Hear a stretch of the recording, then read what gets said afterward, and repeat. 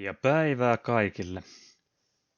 Tänään me harjoitellaan perusasioita ja me tullaan luomaan pöytä. Ja nyt tehdään ensin pöydän levy. Annetaan sille parametreissa vähän tarkemmat arvot. Pannaan tällaiset 100 ja 60 ja korkeudeksi 4. Sitten mennään tekemään jalat. Eli otetaan sylinteri ja sitten lähdetään mallintamaan suurin piirtein ja parametreista taas annetaan sitten tarkemmat mitat näille jaloille. Yes, nyt saatiin jalat tehtyä. Sitten liikutellaan tänne pöydän alle, kun saa nyt kiinni siitä. Näin. Ja meillä on tämä Snap Toggle päällä, niin se tarttuu aina näihin neliöiden kulmiin. Niin meidän on helppo siirtää se sitten samoihin kohtiin koko tämä pöydän alle. Ja pannaan vielä vähän puun muotoinen jalka.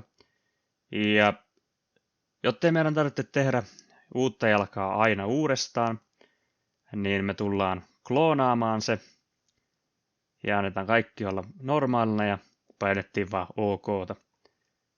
Ja nyt meillä on 2 jalkaa ja siirretään ne sitten taas paikallensa ja Tämä meinaa olla vähän vaikeaa tämä kiinni ottaminen vain, mutta tämä tästä. Ja vielä 1 jalka tehdään, niin olisi 4 jalkaa. Sitten vielä käännetään se pöytä oikein päin. Valitahan kaikki. Ja otetaan täältä tämä Rotate-työkalu. Ja näin. 180 astetta saatiin. Ja sitten vielä Move-työkalulla pistetään vielä vähän alemmas, että se olisi lattian tasossa. Niin on ihmisten helpompi syödä siitä.